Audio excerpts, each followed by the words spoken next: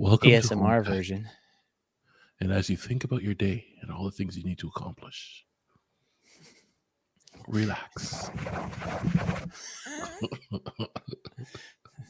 Some weird TikTok channels out there. Like I'll be going through and there'll be this girl whispering into a microphone. I'm like, what is this? Like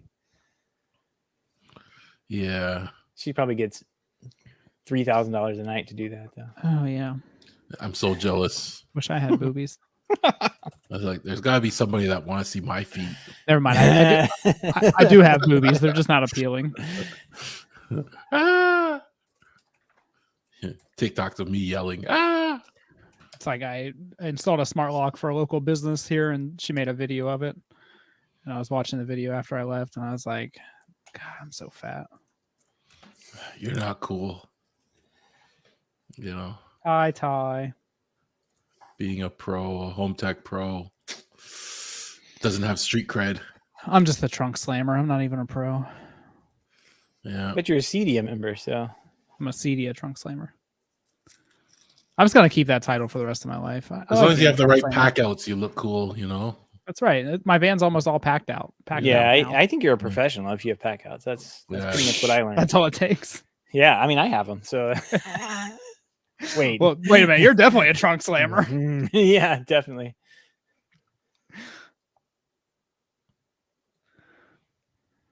All right, here we go. I'm gonna put the channel. Hello.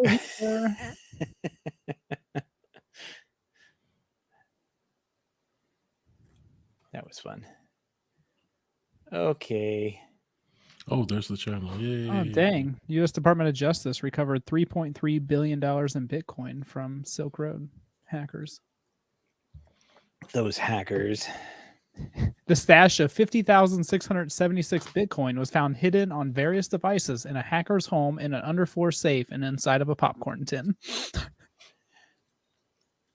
I mean, he thought it was safe there. That's funny.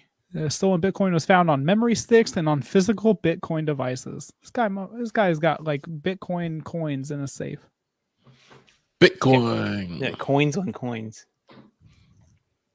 All right, you guys ready? I'm ready when you're ready. I was born ready. I'm gonna record eventually. That's why I was recording. Oh, I was gonna add this Yolink stuff. Yolink released some new devices. Ooh, what'd they release? They released a new dimmer and a new switch, I think. I had 2 emails from them. Oh, I deleted them. Using LoRa?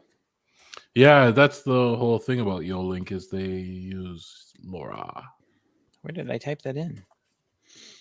Yolink. Yo. Oh, I remember these guys. There you go. The Yobot. I love the Yobot. I never see it come out anymore, so I just nobody like says yo anymore. Poke it once in a while. Go, you still? I didn't realize it was still there until I think like Richard said it the other day. Yeah. I was like, oh snap, it's still there. Yo. Bot. Do they have a switch and a dimmer, or is it just the dimmer? I'm just trying to figure out. If these guys had a local API, man, so close. I saw people talking that they were supposed to come out with one, but again, promises. Talking. Power and lighting. Let's see. I just want to see if they have a switch and a dimmer, or they called it a dimmer switch. Shouldn't call it a dimmer switch. They call it a dimmer switch. I mean, way to confuse people. Yeah, it's either a dimmer or it's a switch. Nope, they call it a dimmer switch. But they have a new dimmer switch. That's what it is. And it's LoRa, blah, blah, blah. It's a dimmer switch now available. They also have a web console 2.0 release and an updated flex fob with extended battery. Flex fob. Yeah, flex fob. It's got a green, a red, a yellow, and a blue button. Ooh. 4 buttons. How much does it cost? Color coded. Yeah, you could set the mood. On their What's New page, it doesn't actually let you click through to the products that are new. So is it a Gunther switch? I can't tell. No, it does. It does not. It No, this one looks like it has the actual paddle on it. It just has 2 buttons at the top of it, right? Can't tell. Maybe you just press the bottom and it toggles. I don't know. It could be a Gunther switch. Potential. Gunther switch. Oh yeah, it only sticks out on the bottom. So I bet you press the bottom thing. Ooh, I don't know. We could have another Gunther switch here. We do need to update the PPBDB. We're just looking at it. Ooh, this product is compatible with Home Assistant in the winter of 2022. What is it? This dimmer switch, the From Yo Link. the YS5707-UC. Ooh, that just rolls off the tongue. Why can't that be compatible with my SwitchBot lock count? All right. Well, we can talk about it if you want. If you needed something, there you go. I don't. No, I don't think. I don't. Don't There's bother. plenty. We can hit go. Ocho y la Do you need a dimmer? What about a switch? Not really sure what you need. What about the Yo Oh, Link dimmer Ty's switch? back. Yo, Ty. Hey everybody, thanks for joining us. We Getting there. we're getting there. Yeah, this whole time change thing, man. Just can't handle it. For more content, sign up to our OnlyFans page. TJ's risky picture. Oh, Yeah. He's got no pants on. that's how I get all the clients. Faded into the background there Single moms love me. in your area. Even the married ones. Oh, I think we gotta start the show. Yeah, we probably should. It's gonna get off the rail. It's gonna have We'll to have get a kicked off. 18 and up. Yeah, well, luckily Elon doesn't own YouTube yet, so Not all yet. right, can't kick us off yet. YouTube is too successful, so It's only failing companies. he's No watch business out. model. Watch out, he's gonna buy Google Plus here soon. Google Twitter readers saved. Okay, you guys ready? Google Stadia is making a comeback. I'm ready. I was born ready. Let's do it.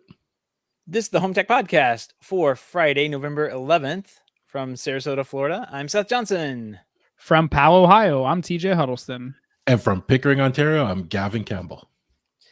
And this is the HomeTech Podcast, a podcast all about all aspects of Good luck.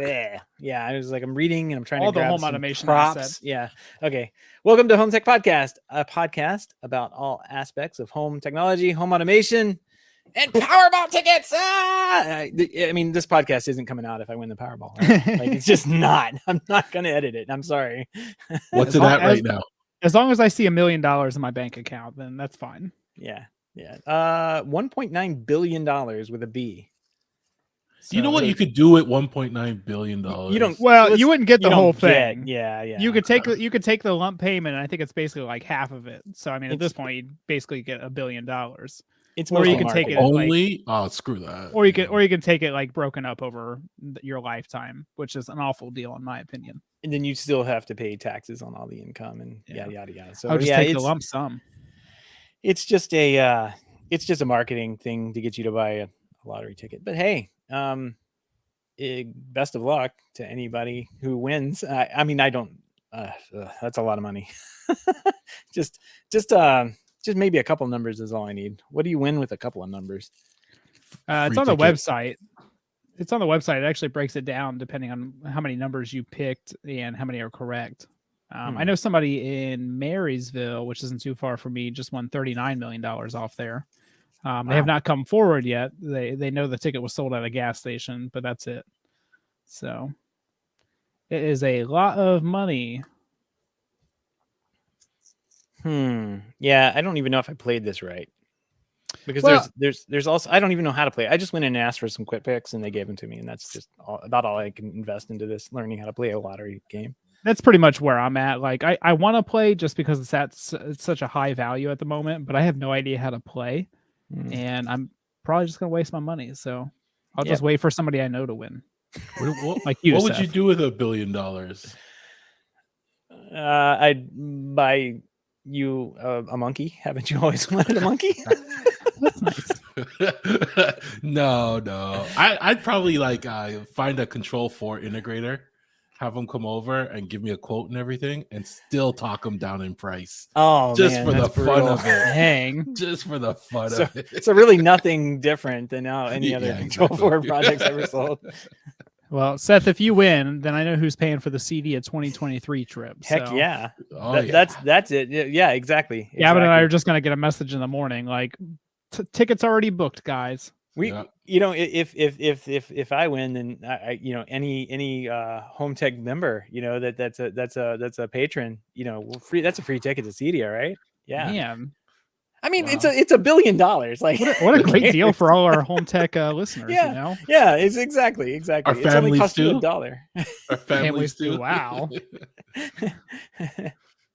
Don't splurge, So- Seth. Hey man, families too. It's just, I mean, everybody can contribute $1. It's just $1, right? So That's what I'm saying. HomeTech.fm / support. What is that? What is this? Yeah. Did you just turn the hub into like a lottery pool? I did actually. Yeah. There's only one way to win. For everybody that ups their thing by $1. No. Just like, yeah, if you're in there at the time of this recording, and I won, then there you go. Free ticket to That's it. Cydia. Free ticket to CD. Yeah, well, we're gonna have a Alright. bash. That'll be fun. That's for sure. Yeah, we'll rent the stadium or something, right? There's a stadium. We'll just rent the HomeTech whole in the city. I stadium. mean, Yeah. $1 billion would rent Denver, right? I Yeah. mean, everybody shows up for CDA 2023. They're like, sorry, you can't come in. Wait a minute, Yeah. why not? Some guy won the private Powerball event. last year. He just rented the whole thing. Private event. Sorry, can't. Yeah. It's just I'll buy all the hotel rooms and then upsell them. Oh, that's a good idea. Yeah. Could you buy me my Twitter blue check if you won? Oh, yeah, that's a good idea. $8. Oh, I don't know. $8 is a lot of money. No, I was asking too much. All right. Well, yeah. I'm glad we have realistic goals as to what we would purchase. Like tickets to Cydia and Twitter blue check, I guess. Pay off the house, buy a new car. Nonsense. CDA Yeah, no. 2023. YOLO, right? I don't care. Let's see. Yeah, fun stuff. Yeah, well, and also I found these deals on Black Friday too over at Target, so I'd probably buy a couple of those things. A couple of like Apple products, if you're interested in that kind of thing, are on sale. But I saw that they had some Vizio Spy televisions, the Spy class TVs, $349 for a 50-inch TV. That's wild. They're cheap. $459 for 65-inch TV. Okay. I mean, it's going to spy on you, but it's a very cheap TV. And then Echo shows, Amazon. Let's see what else we got. Google devices on sale. Chromecast 4K on sale, $39.99. So it's 20% off. Some good stuff going on. And it's early for Black Friday. So, hey, shopping season is amongst us. So go buy things. Right. I mean, I'm relatively young, but I think if you would have told me like 10 years ago that you'd be able to buy a 65-inch TV, that's decent enough quality for under $500, I probably would have thought you were crazy, right? Just because TVs have always been so expensive, but now we're getting to the point now where like a good sized TV is like cheaper than a laptop or a desktop or like even a tablet, depending on what tablet you buy. Yeah. So it's pretty crazy where TVs have gotten and how good they are for the price now. These are 4K QLEDs too. It's like it's not a shabby TV. Like it's Vizio, but I mean, it's not bad. No, and these are honestly these are perfect for like what I call secondary rooms. Like the office or garage or basement. Places where you want a TV at, but you don't need the highest end TV in the world. This is great for those kind of areas. The place you're going to watch TV all the time, buy something a little bit nicer, something you're going to be a little more happy with. But these cheap TVs are great for a multitude of reasons. So, yep. I get one for the bathroom.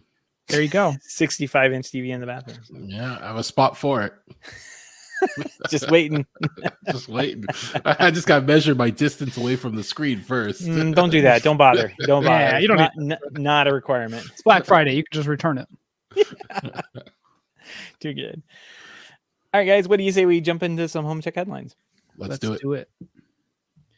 All right. Well, I guess the honeymoon is over less than a week after the big Matter launch event in Amsterdam. There, we've already have hit pieces coming out.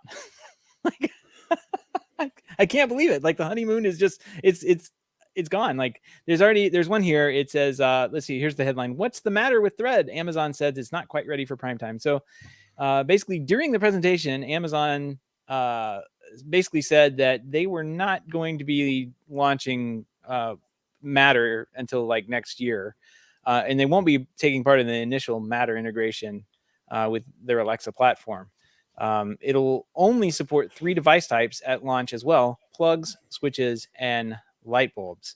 There's also a couple of other, like we'll put in the show notes here if you want to go read them. I mean, we have to have a Matter segment every week because it's all that matters, right? But it seems like people have kind of like watched the event or went to the event and said, that's it. And then Apple, Amazon, they're not participating. They're not even going to jump in until next year sometime. So kind of crazy. What do you guys think?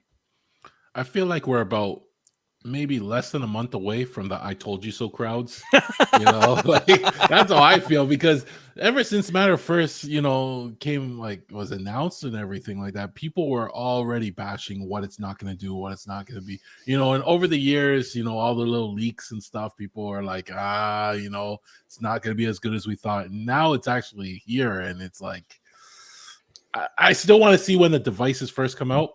I want to get my hands on a device, make my own judgment at this point. But these articles, we're now in the bashing article. It's clickbait in a way. Like if they have negative news sells, right? So we'll see.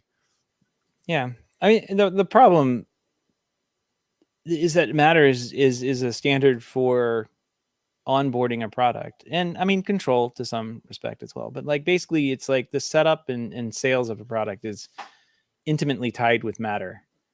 And that's really all it is. After that, you're still stuck with a device that may not be good. It may not work very well. That's not going to improve just because it's Matter certified. I don't know. If you had a crappy switch before that was iffy, adding Matter to it's not going to make it that much better. It's still a crappy switch, just on a different network. Well, and my problem too is that at this point we should have more supported devices, right? Like in my opinion, Matter doesn't matter at this point because it supports like 3 different device types. And if this was 10 years ago, like 3 different device types for a home automation platform, that would be great. But we're in 2022, almost 2023 now, where you can buy a hub that basically controls everything: door locks and cameras and all the other fun stuff that you normally do with a smart home. And Matter doesn't touch on any of those yet. And we know that they're planning on it. 2023, they're going to release an update that'll probably get pushed out for a couple years. That'll support thermostats and robot vacuums and whatever else. But until that point comes, like I just don't see the point in going to this ecosystem just yet. And I hope that changes one day, because I think it does have the capability there, but it's not there and it's not ready for prime time. And especially if a giant company like Amazon is worried to push it out to all their devices, it's kind of got to make you worry about the whole ecosystem in general, right? Mm-hmm. Yeah. It's definitely a strange. I feel like the people who hyped up Matter weren't really familiar with the smart home enough. Like the people I heard, get all excited when they saw the Apple press release and like, oh, Apple and Amazon are working together. We're not, I mean, they were tech pundits, but they were not, and to this day are not really familiar with what actually happens in a smart home. They're the same people who are discovering, oh, look at this device from Lutron, Caseta, it really works well. Magic, oh, stuff that we have been saying for years. It works really well is suddenly news to them. Like, I don't know what I'm trying to get at here, but it to me, the people who had been through this before were like, okay, well, we'll wait and see. And it'd be great to see like a single platform developed so that many products can work and talk together. But it's all been tried before. And I feel like we in this industry, we kind of took a cautious approach to it. I mean, I can't tell you that there are any integrators that are excited about Matter. Like they don't care. They literally do not care that it exists, and they won't. Because they already have the platforms that do exactly what Matter is trying to do. And it already works with more than light bulbs, switches, and sensors, quite frankly. So it's great that Matter's getting there, but man, it feels like this is going to, like TJ, you just said, next year there's an update coming up. Why is it going to take so long for this group to get together and support, a couple of extra devices like garage doors that they probably should have had? How was that missed? I don't know. But like, it's going to take a long time for these manufacturers to get together and agree on some kind of standard for these communications for these devices, the interfaces, how they set up and everything. And meanwhile, everybody else is just kind of like moving along and progressing along. So I don't know. I think speed is what's going to kill this thing, because it's progressed at a snail's pace already. And for it to be like 3 devices thick, on release date, still no cameras. What, door locks? No door locks. I mean, basically nothing. You have what, like Yeah. door sensors and like relays or something, and that's pretty much it. Like Those are that's not even a smart devices. home. Yeah. Like, you know what I mean? Like those are just like little contacts that you can buy for anything at this point. Right. So like in my opinion, I think they would have been better off just waiting until they actually had a lot more devices to launch with, and then had all the manufacturers on board. It's like, hey, we're releasing this date. We want to have 300 devices ready to go. And we're going to support cameras and garage door openers and robot vacuums and all this stuff. And there's going to be an update later on that kind of adds more support. But like, in 2022, I should be able to pick up your system and use it with a lot of different device types. And you cannot do that with Matter at this time. And we might not see it for quite a while. If it took them 5 years to come out with this standard initially, like we might be looking at another 5 years for them to come out with like a decent update that actually does add more value. Right. Especially once you add all these large companies in that kind of want to dictate how things are going, like it's only going to slow it down even more.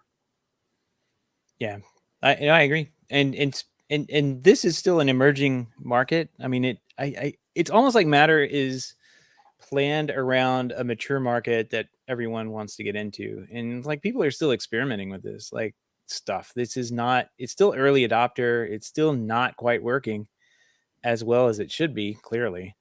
And if you're looking at the long view, it's like, okay, a Matter makes sense, because it'll be like just the base way you get involved with you pick up and get involved with like some kind of home automation device. But like moving forward, like if another company comes on with this cool like widget or light bulb or something, I don't know, that has a characteristic or a feature or something that is extremely popular but not supported by Matter, they're gonna have to wait. Like, well, we can't be Matter supported because we're waiting for them to implement X, Y, and Z. I suspect you'll probably be able to control it in Matter, but not the way you think. It'll probably just like, oh, you can turn it on and off, but that's it, until they implement this whiz bang feature, that it is supposed to have.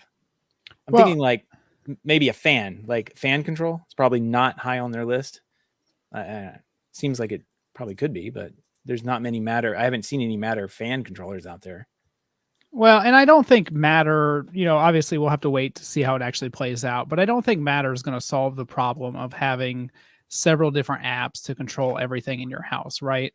Like you're going to have a hub that's Matter compatible, and you're going to have a Matter compatible device, and you're going to be able to see it. You're going to be able to, maybe control it, turn it on and off, that kind of thing. But you're probably still going to need the original manufacturer's app in order to do advanced things like change the time of access or, whatever it is that you have. You're probably always going to need that app as well. And I don't see that going away anytime soon. Maybe in 5+ years, once they kind of get everything ironed out and you're able to control more using whatever hub you want, maybe. But I don't see manufacturers giving up that app access, because it gives them so much information about you and your device that it would like there's no point in it. Yep. Like they're going to sell you a $30 Matter device, and they want that information because that's how they're making part of their money. I say, Seth, you hit the nail on the head when you said the integrators are not looking forward to this, right? Well, they don't care about it. I'm yeah. not saying they look forward. It's not even on their radar because why?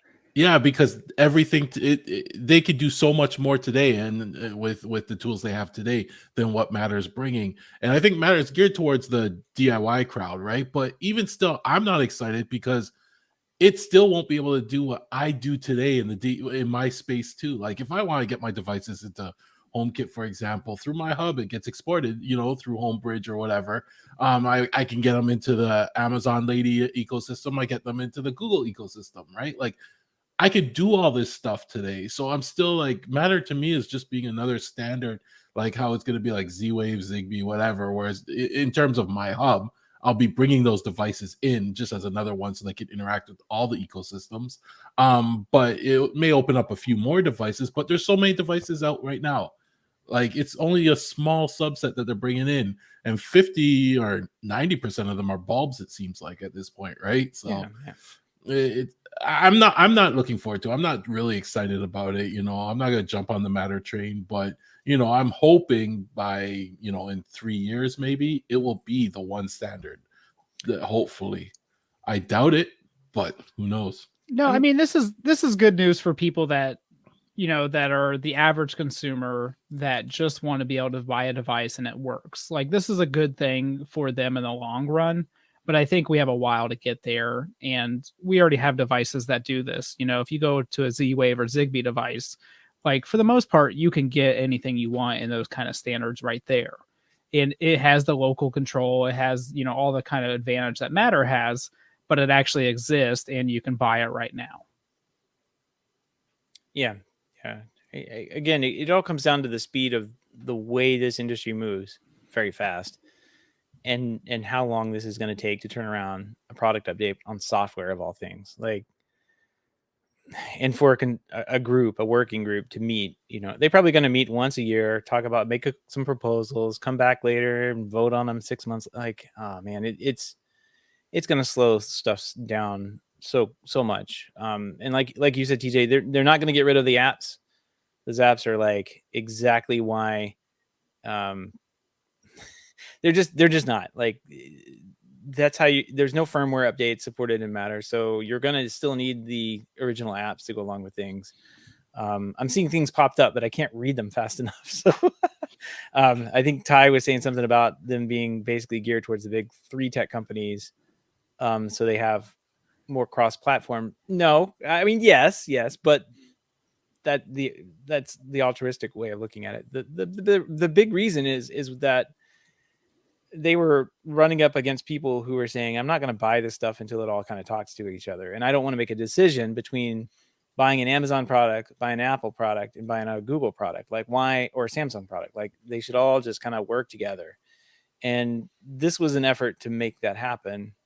It sets up just like Apple's HomeKit stuff. So, and Apple has claimed that they contributed their code or something like that to this, and you look at it and it's like, okay, it's basically the same workflow, but it's the reason they're doing it is so the onboarding experience of a DIY, somebody in DIY is like, they just go to the store, they buy a dimmer or a switch or a wall socket thing, and they plug it in, and it doesn't matter what brain they have in the house running things, it's going to work with that stuff. So that's the goal, and I think they have made it. It's just we're all kind of disappointed that there's not much more to it.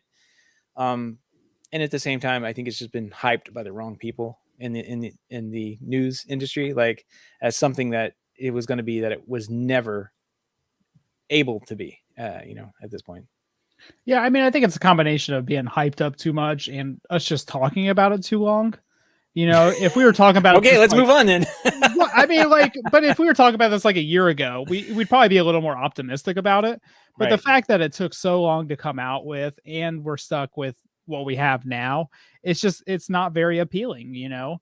And I'm even, you know, it's funny, I get a lot of people ask me, it's like, oh, you know, should I wait for the holiday season to buy smart home devices, or should I wait for Matter? And it's like, there's no point right now, right? Yeah. Like maybe in a year or two you could make that argument, but right now I don't see any point in buying Matter specific devices. Just buy whatever works best for you, whether that's Wi-Fi, Zigbee, or Z-Wave. And the hype they generated with Matter, I think, was very hard to live up to.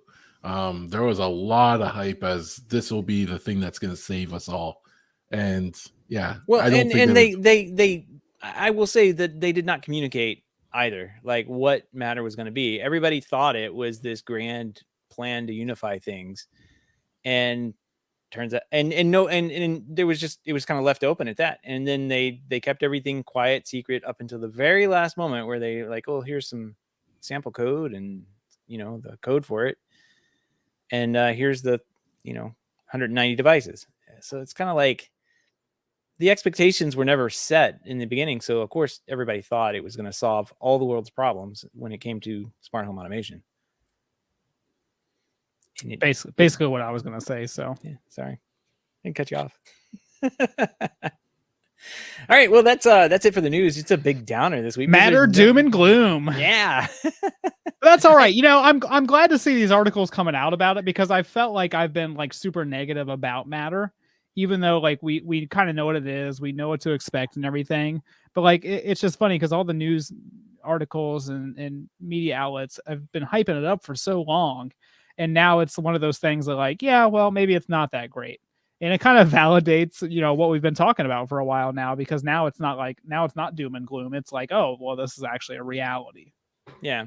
Yeah. I mean, I don't feel like it's doom and gloom. I just feel like you remember the sketch on like, I forget what it was. It was a comedy show. It wasn't Saturday Night Live. But it was called Lowered Expectations. It was a dating thing. And it was this, I don't know, I'll put a link to it in the show notes. There's if you search on YouTube for Lowered Expectations dating, it's pretty much what I feel about this. Like, just, we should have had lowered expectations and when going into this, because it wasn't, it definitely, and I guess they had to hype it up, right? Because no one would care about this anyway. You know, it's like the stuff they could have worked. Especially when you drag it on for 2 years, you have to keep hyping it up. Yeah. Yeah. They could have worked on this for 2 years, come out and said, okay, it's here, but we're not going to tell anybody. We're just going to like start putting this logo out on stuff, and everybody was really confused. So yes, In Living Color. That was a great show. So many great comedians went through there. The Wayans brothers, Jim Carrey. Oh man, the dancers. That was good. It was a good show. All right, I think, was it? Yeah, was it Mariah? No, Jennifer Lopez was one of the dancers on there. Yeah, she was one of the dancers. Yeah. Yep. A massive amount of talent in that show. Anyway, moving on. All the links and one topic that we discussed tonight can be found on our show notes over at HomeTech.fm/411. Nothing in the mailbag this week. We do have 2 picks of the weeks, and we're going to first start with the first one with a screen that we can't afford. So this is over at CE Pro. This is the first $800,000 Samsung The Wall residential micro LED installation. We'll put a link to it in the show notes. You can go take a look at it. You want to know what an $800,000 TV looks like? Well, thanks to a company in Santa Monica, California, Just One Touch Video and Audio Center. Now you can see it. We've got a nice little picture of it. It's a 800. It's a 219-inch Samsung micro LED wall video TV thing. Comes in at $800,000 retail. That's roughly $3,700 per inch. Does look like a nice TV. It's got 0.84 millimeter pixel pitch, which is really small for a giant TV of that size. And it's got HDR 2000. And it took about 3 days for them to get this hung up on the wall. I wonder how many pull-ups they'd had to do to make sure that those brackets were on the wall just well. But I don't know. Seems like this company, I think this company did the first commercial one back in 2019. And the article here says that the pixel pitch basically makes the picture quality better, like double the picture quality of the original version. So $800,000. You guys, I know the first thing you're buying when you win the Powerball, Seth. Yeah, it's not going to be this. Definitely not going to do this. I thought this would look good in your garage, to be honest. You'd have to build the Yeah. garage a little bit bigger, I assume. But I mean, Yeah. This will be great for a secondary room in your new house after you win the Powerball. it's true. second Yeah. no, they're going to get the Vizio TV. Just make sure if you get this, make sure you sign up for the service plan because they already had 3 service calls on it. Yeah, 3 days to complete, and it's going to take a few more service calls. I don't know. Like, it looks nice. They did a really good job on the install, and it's got a nice picture of it there on CE Pro to take a look at. The space is nice, but man, I don't know. It seems like we talk about TV too high. I think this is one of those TV too high. It seems like a way too small of a room for this size of screen, right? Giant like, screen, I mean, yeah. you're looking at like the seating in the area, and you can tell where the walls end, and it does not look that big of a room for that TV. Well, I guess you got to elevate your spot. You got to elevate your seats now when the screen starts to get a certain size. I'm a little disappointed. I didn't see like a Sonos Arc underneath it. You know. Yeah. It does say that they had in-ceiling speakers for the audio or something. I'm not really sure what you would use for the audio, but I don't know. It's a very large screen, and I think there's only one couch in there, and you could actually watch it from. But I can't tell how far away it is from the screen. Like even that little round couch on the right-hand side seems like it's. Well, actually, I can, right? Because those glass things are what, a standard size, aren't they? Like the door glass over there. So 1, 2, 3, it could be 4, a whole custom. 5. It could be. I mean, the only seat that looks like it'd be comfortable is the very right one. Like all the other ones, you're basically right on top of it. So I'd say that room's only maybe 20 to 30, maybe 30 feet wide. Yeah, it's not that big. No. I would expect to see this in like a conference area or like some big area. That door is that's a standard door, right? So like that door has got to be what, 4 foot wide. So if you do the math on the glass panels and take into account like the right on, this is a 35 foot wide room, and man, that's rough. There you go, Greg. I put it up in the screen share so you can see it. Thank you, TJ. I can't do that and talk at the same time. So my favorite part about this whole article, though, if you scroll down, it says we had a client reach out to us who was initially interested in a much smaller size large screen TV. We realized that this client can afford and would appreciate the new Samsung micro LED wall, where you could build it as large as you want. So they went from maybe like a 98-inch TV or something to a 219-inch TV, a $20,000 job, all the way up to an $800,000 job. So I feel like that's quite the upsell there. Whoever upsold that did a really good job. Bravo. Good job. Yep. Yeah. I know you're checking out this TV from Target for $600, but have you considered turning your whole house into a TV? Yeah. It is advice down at the bottom. Stop worrying about the price. Yeah, I mean that's true. Like a lot of people have a lot of money and will install just about anything you throw at them. So, yeah, it goes to show you. Yep. They are. Oh, this is a video of them installing it, but it doesn't look like the same room. It looks like a different room. I don't know. It's not a very good video, but the picture looks nice. The space looks okay, but there's a giant TV in it. So if you ever want to go watch a Jumbotron at your friend's house for the game, this is the place to go. I think that's the first one that you're looking at. Like the first. I don't know. There's a video down at the bottom. Yeah, I can't really figure out because they installed one in 2019, but I guess it's their second one or something. Well, congrats, guys. It's fun. Here's a display though that we all can afford. And it is, TJ, I think you came up with this. It's the Keeb Monkey Display Bar. You're welcome. Imagine the Mac Pro Touch Bar, but useful. So it's much smaller. It comes in a couple of different flavors, 7.9 inch and 8.8 inch. And I think the 7.9 is $69 and the 8.8 with touchscreen is what, $100 or something like that. So there's different things you can get here. Yeah, and honestly, like I literally have no reason to have this, but I still want it anyway. I don't know what I would use it for. A much better price coming in at $11.25 per inch. It's not bad. Yeah.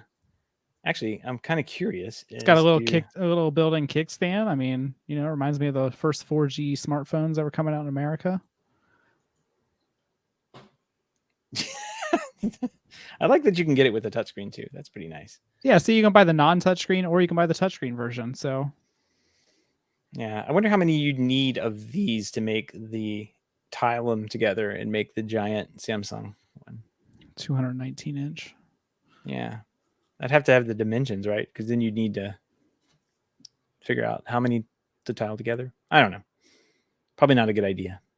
Probably better things to do with your money. Yeah. Not with that attitude. Well, I mean, if you win the Powerball, then nothing's a waste of money. So exactly, I could buy a drop in the bucket. You could buy Key Monkey, the whole company. The whole company probably is. This is kind of cool. You could hook it up. They show a couple of use cases with it on the website, like putting it underneath your computer screen, or like the one that really trips me up is the one that's like right in front of the keyboard. I don't really get that one, like right in front of your touchpad on your computer. But yeah, I'm not sure about that. Not really. Honestly, it's one of those things I look at and I'm like, this would kind of be nice, but I don't know if I would ever be able to actually use it for anything useful. Yeah. Like it would show something stupid like a clock or something. And you can buy a clock for a lot less than $100. I can tell you that. Doesn't have the best resolution either. But it's $69 or $99 depending on if you want it with a big screen or small screen, or with the touch screen or without. So yeah, 1920 by 480. So definitely not the best resolution, but I mean it's a wide bar. What do you expect? All right, Gavin, you got anything on this one or no? I see a use for it. Like, what are you gonna do with this thing? No, you know what? On my screens, especially at work, I have a lot of things that just sit here that I just need to keep on, the screen, and they take up real estate, right? So offloading them to that just for viewing, it gives me a lot of valuable real estate back. So I could throw something like that down at the bottom. I could see use for it. Okay. Well, buy one and let us know. Yeah. Sure, I'll buy two after the Powerball tickets. You have to have one for your normal computer, then you have to have one for the server downstairs. So. Oh yes, of course. That way, when you walk up to the server, you can just see useless stuff. True. Oh yeah, that's true. A dashboard for the server. I mean, and that was one of the pictures that they had. It was like inside of a computer, and it would show you like the temperature of the computer, the fan speed, all that kind of stuff.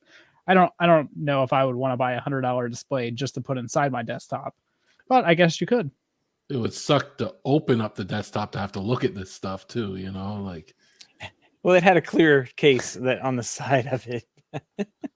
It's what all the kids are doing these days. They're not doing the metal cases. Got RGBs and windows. You got to look in and see your RGB fan spinning around. That's right. If I can't see my fin spinning, I don't know if it's working. Yeah, exactly.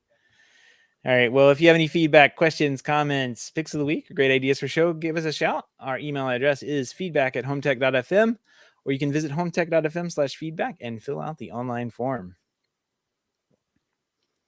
All right, some big project updates, and pretty much the bulk of our show is, well, I don't know. It might be just a couple minutes of the show. We talked about Jeez, you only left me with a little bit of time. I know. Gavin, we're such cramped for time. I mean. All right. Well, Gavin, what have you been up to, man?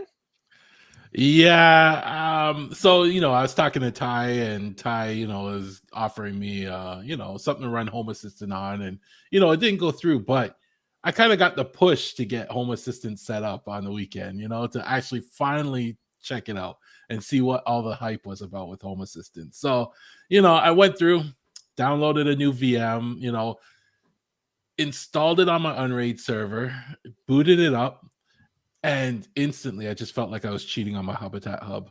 It was I was so afraid. I turned the hub around so it couldn't see what I was doing, right? Because I felt so bad. But yeah, Home Assistant, I booted up.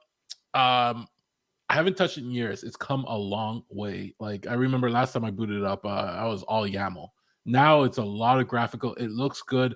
I have to admit, I'm seeing the hype. I'm seeing what people are talking about now. I'm still trying to get my head around it all. I read all the documentation, trying to figure out, it's a different world. So just trying to understand what world I'm in, and where things are and how they all relate to each other. I set up my presence. I set up the alarm system.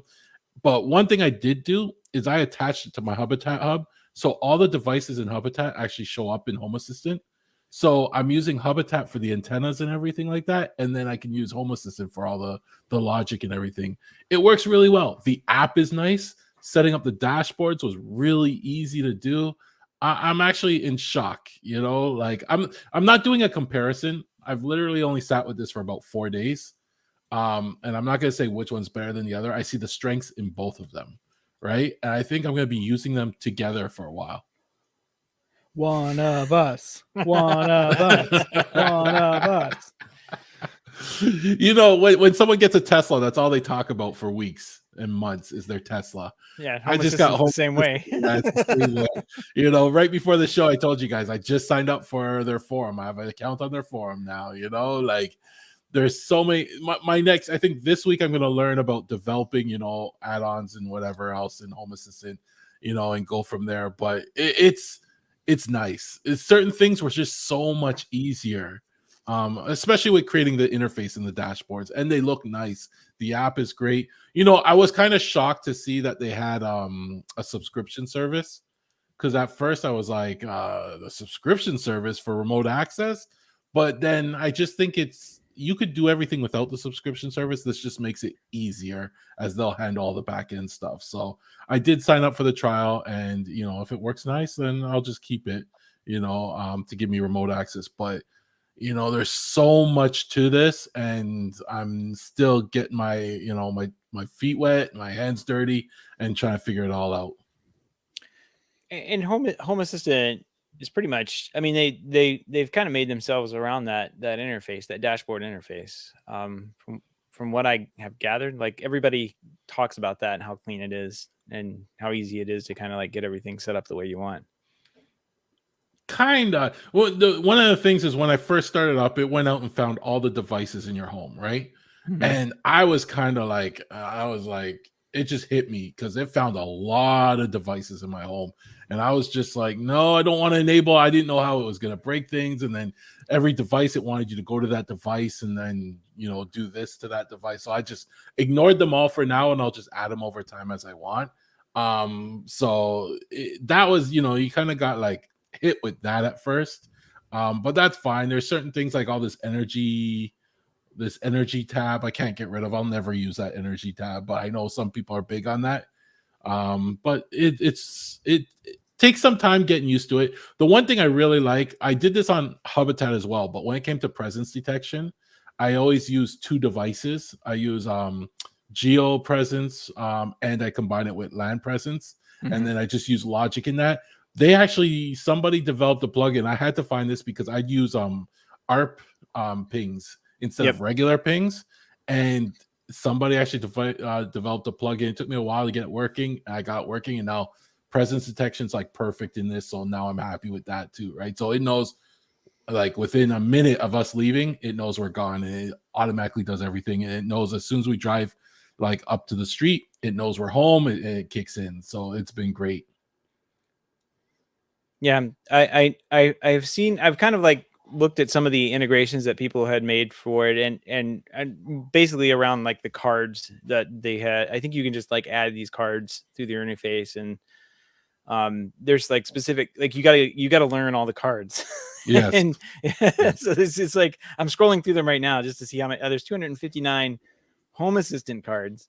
And then I think there's even more community cards from people who have taken them and developed them and put their own like images and all sorts of fun stuff into them, that to where you can basically make a completely custom interface inside of there to just do whatever you want. So I think it's overall a pretty good idea, especially that you can just like add on to it in this way. So one of the most annoying things I found though is, when I first started looking just for information, how-to articles, videos, etc. I was watching them, going through them, only to realize a lot of that information is already out of date because this is constantly changing so fast. So they would be like, go into these YAMLs, go into this folder and stuff like that, right?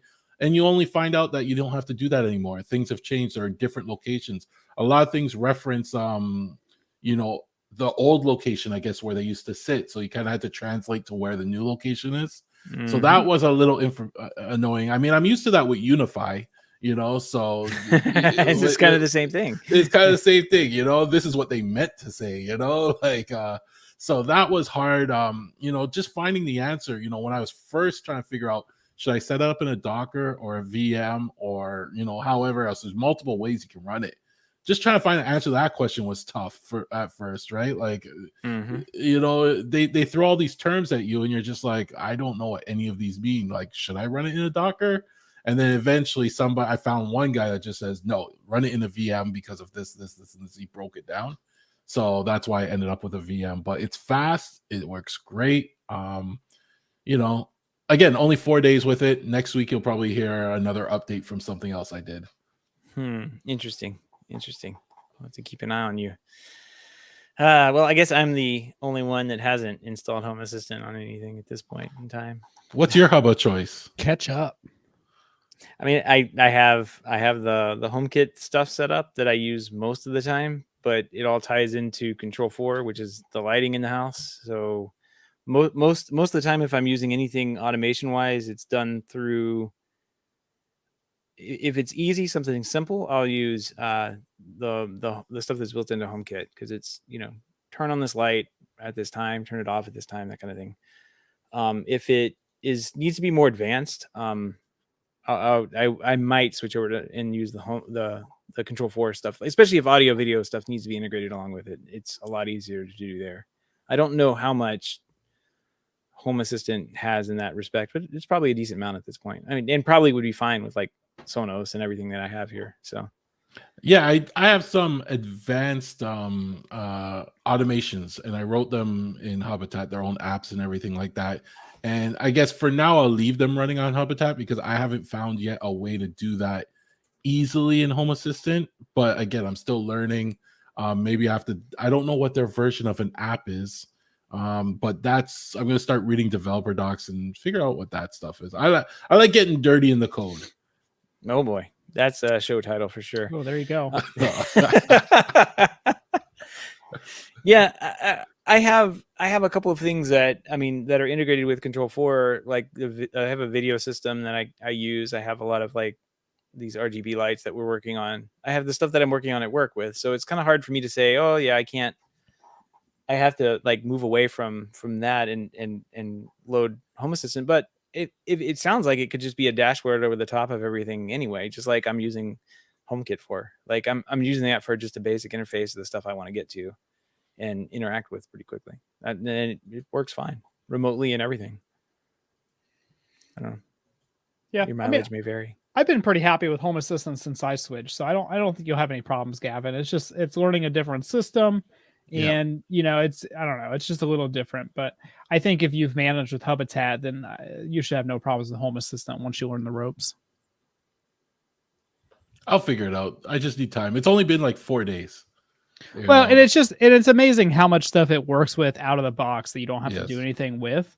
You know, a lot of other systems you use, like you have to download different integrations or different drivers for it. Like it just like you said, it's amazing what Home Assistant found. I mean, it found my printers, it found my Sonos devices, like all this kind of random stuff that it's like I don't even want to tie that in, but I guess I could. Now I'm really curious as to what it would find in my house, since like I'm sure Sonos, like in the Sonos, the TVs, I'm sure. Yep. I'm curious as to what Apple TVs. I mean, well, it misidentified a bunch of stuff. So like I got presented with a whole bunch of stuff, but just looking at it, I knew I didn't have that many Apple TVs. So it was picking up some other stuff. So that's why I just said, you know what, I'll just ignore them all for now and add them one by one when I'm ready. Yep. It finds ubiquity as well. So I mean, you can tie in the doorbell and stuff automatically. So interesting. Well, it's pretty nice for that feature alone. Yeah, that I have that integrated with Control 4, probably the same type of integration that it uses, and that's very nice to have, because then you can get the events pulled off of, you know, if somebody rings your doorbell, you can automate with it, which is what you should be able to do with any doorbell. So Cool. We'll have to keep an eye. TJ, you have a note in here that the which one is this? The hub that we talked about a couple weeks ago. The Claude Pi is up for pre-order. This is the Home Assistant one, right? Yeah, so it's one of the ones that I think we talked about it maybe a month ago. But it's just Home Assistant. I don't know if they're working with third-party companies or third-party companies are just making it happen. But this is a third-party hub. It basically comes with Zigbee, Thread, Matter, Bluetooth, and Wi-Fi already built into it. It's kind of weird that it's missing Z-Wave, to be honest. But basically, you buy the hub. It looks like a hub, which is kind of the nice advantage of it. And you just put a Raspberry Pi in there, and you're good to go. So I think we talked about a month ago. They just announced it, but they just opened up pre-orders for it. So they said they're going to be shipping by Christmas this year. We'll find out. And it's $200, and you still have to buy the Raspberry Pi, as far as I know. Or maybe it comes with the Raspberry Pi actually. These days, the hardest part is finding a Raspberry Pi. It looks like this one for the $199 actually comes with the Raspberry Pi, which is probably worth it at that point, right? Like $200 for a hub with all the built-in technologies isn't bad. And just like Gavin said, the hardest part right now is finding the Raspberry Pi. You could buy a Home Assistant Yellow or anything else, but you're probably not going to be able to find the Raspberry Pi brand new. So at least this one, you don't have to worry about it. I recently ordered a Pi KVM thing. Well, recently, it probably took a month to get here, but I ordered it with the Pi installed because I didn't have any faith in me finding one. So I guess whatever methods they have to find whatever they needed. It's the CM4. It's like a little card one that you slide in, and it's like it's nice. It's one that's built into a PCIe. Is that it? PCIe card? Yeah. So it can exist inside your computer and be a KVM and all that kind of stuff, which I frequently use to reboot my computer since it wants to freeze up all the time. So yeah, and that's what this one is using is the CM4. I think that's what the Home Assistant Yellow uses as well, if I remember correctly. So that's a pretty popular one. It's a good form factor. So I have been seeing it pop up more and more in projects that are like more mature and everything. Greg says, let me know what you think about the Pi KVM. It's actually really nice. Like it's an all-in-one solution. I can open it up and just get into a shell and be inside the computer from wherever. So kind of cool. It's got little tie-ins on it to like a menu on it. It says press reset button and it reboots, shut down computer, and it runs off PoE. So as long as my PoE switch is online and that little Raspberry Pi can stay online, then the KVM is online. It's kind of cool. That's pretty cool. Yeah. Yeah. The only Raspberry Pi I've been able to find for the past 2 years is the Raspberry Pi keyboard, which is a Raspberry Pi built into a keyboard. I think it's like $80 or $90. They're pretty good for like a standalone solution. Like if you need like a digital signage computer, something like that. But obviously, it's the size of a keyboard, so you're not gonna be able to fit it into a smaller space or put it into a lot of projects. So not a good project. The CM4 is definitely. I mean, you just look at it; it doesn't have anything on it. It's just like a little card that slides into a slot on a board most of the time. So it's definitely made for projects like what we're talking about. Yeah, good stuff. Well, I have an update on my mower saga. I have been working. I finally got my outlet. My outlet's installed outside, so got that done. And the next thing I have to do is run the wire around. But since I've been delayed so long in doing all this, the grass continues to grow. So I had to start mowing it. And when I mowed it, my big lawnmower, the one with like the big cutting deck and everything, just decided to overheat and blow up. So now I have I have a push mower, but I don't want to mow my lawn with that. So I'm kind of stuck now. And I tried to make a perimeter, like a run around the whole thing of mowed grass where I'd be able to like put the little boundary wire down. So I think I got that done. So we'll see. Do you think we'll get the mower up and going this year? It's not going to be this week because the hurricane's coming through again. So it'd be great if nature could just cooperate. I don't know. We'll see. We'll see what happens. Maybe by December sometime I'll be able to run a stupid wire all the way around my property. And I mean, how hard can that be? But now that the power's there, I really don't think there are too many more obstacles other than just getting that wire put in where it needs to go and like moving rocks and stuff out of the way that it will bump into. Other than that, I think it's pretty much ready. So it's not ready until you build your custom garage for it, though. I mean, yeah, that looks cute. I gotta, where I put it, it's on next to a wall, and I think I can put like a little cover to kind of like cover out a little bit, but I don't know. I did like the ones where they pulled in, and when they pulled in, it just kind of like turned into a little garage where the garage door would shut. It was cute. So to step up my woodworking skills to do something like that, though. Maybe I can just order something like on Etsy or something. Somebody's got to be in the business of making robot lawnmower garages. That's a new website for you. Yeah. Exactly. Robotlawn.garages.com. Yeah. Robotmowergarages.com. There we go.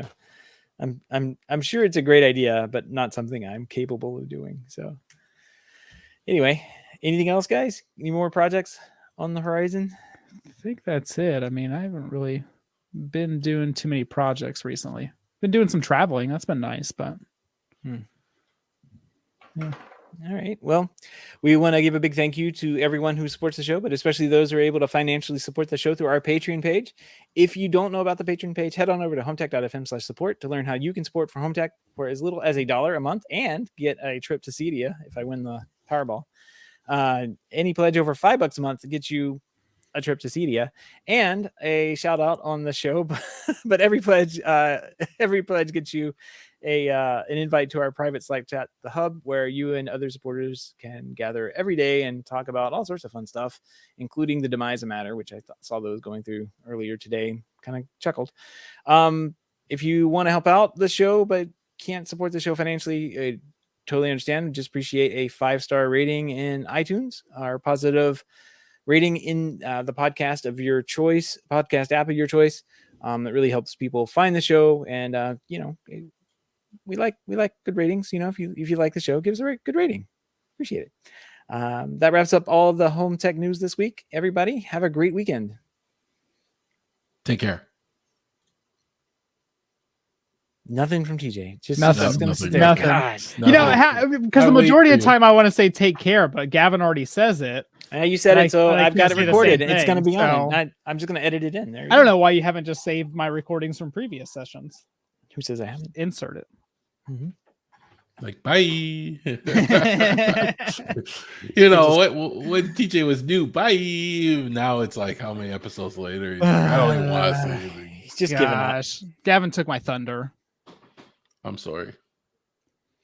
You could say, see you next week, or I say, see you next time, and you guys judge me for that. So that's all, folks. Or bitty. That's all, folks. You can do that. Or bitty.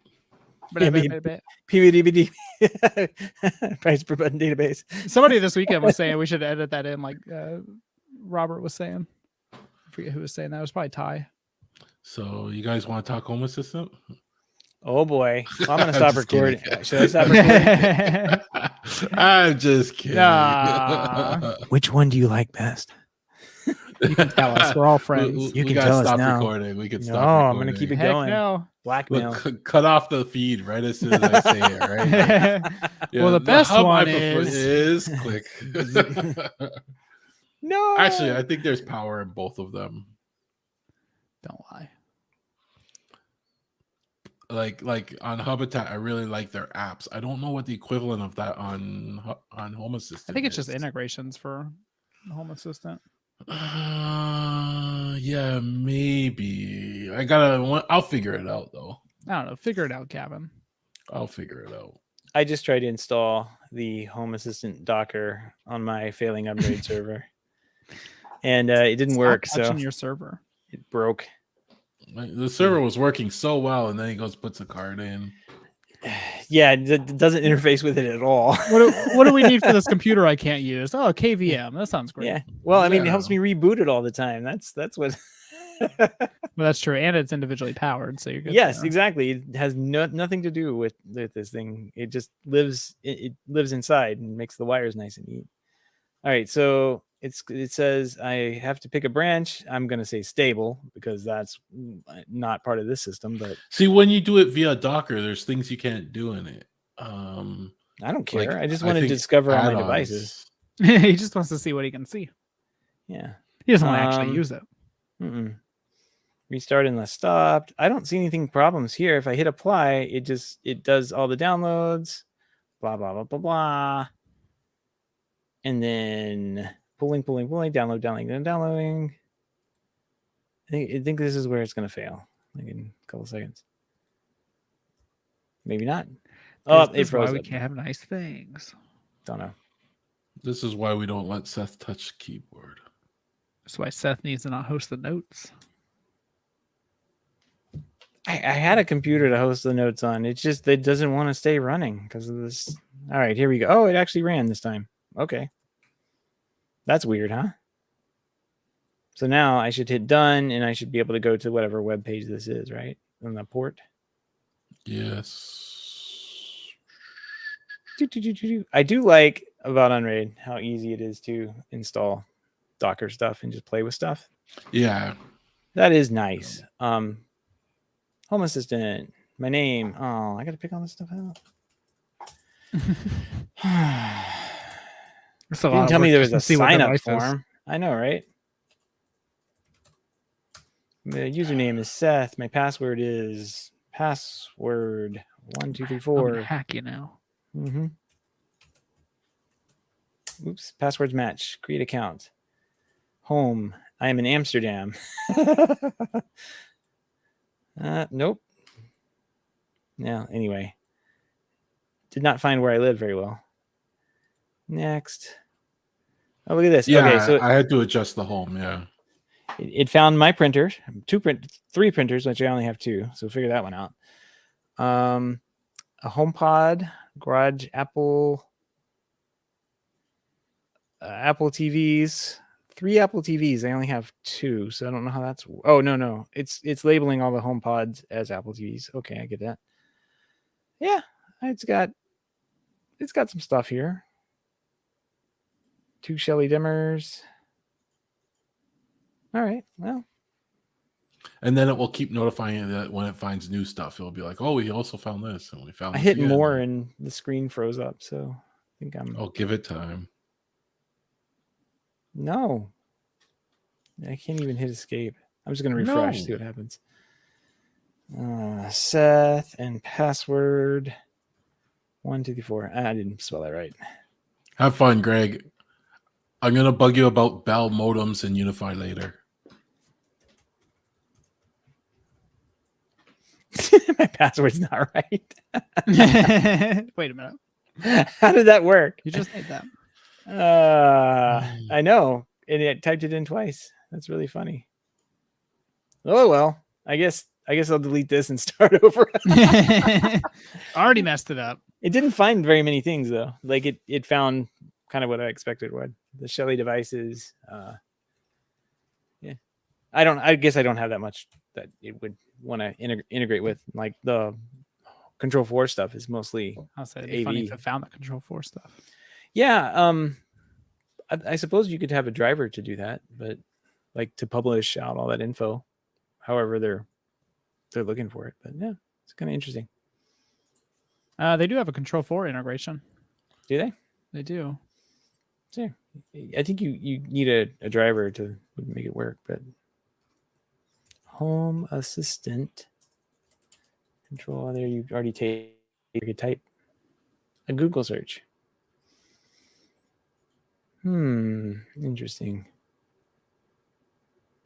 Damn it, I just lost the password for the forum. I just did the same thing you did, Seth. What the stupid password? I thought I had it. Oh, I had it copied the URL. Damn it.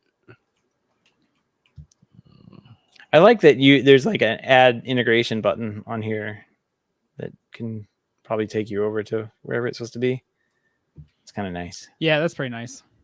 You just click on it and it basically opens it up and Home Assistant adds it. Mm-hmm. Where's the source on the GitHub? Interesting. Oh, what did they do here? Are they interacting directly with something they shouldn't be? Oh, wait. What?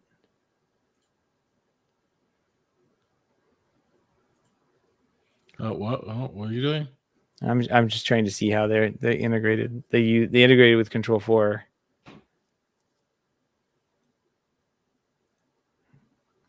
This is all in Python. Who wants to read this? Yeah, Home Assistant isn't developed in Python. Ugh. Yeah, it's an all right language.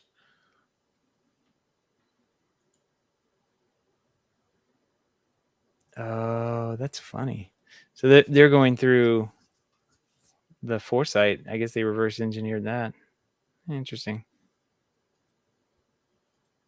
Well, there you go. Control 4. Magic. Mm-hmm.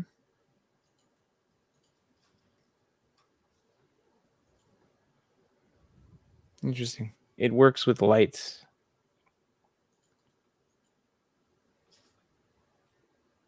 Foresight remote access is not supported.